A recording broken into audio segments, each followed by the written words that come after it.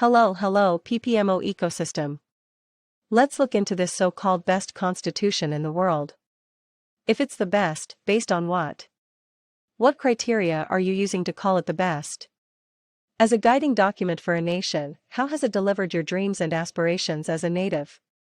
Prior to 1994, there is no record of natives rioting or marching for the Constitution. So the statement that, "we fought for this Constitution," where does this come from? The other question is, who is we, in this racially divided country? Those involved in CODESA claim to have won. Which side actually won? Of the two supposed sides. 27 years later is clear that there was no two sides. It was just one side dictating to the new native administrators the rules for engagement. Take your time, read these.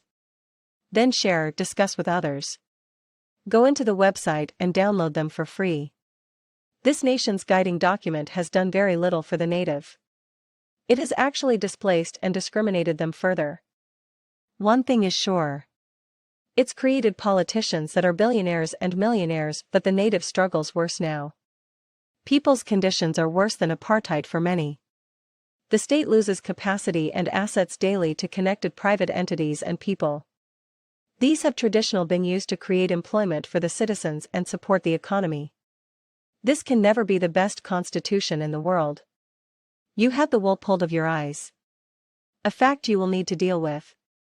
So you can start developing solutions. Click on subscribe on the YouTube channel to support, then activate your repository profile to capture your history and lessons learned. I know most of you see this, but if not now, you will soon. uMadam here. Awesome, have a great one.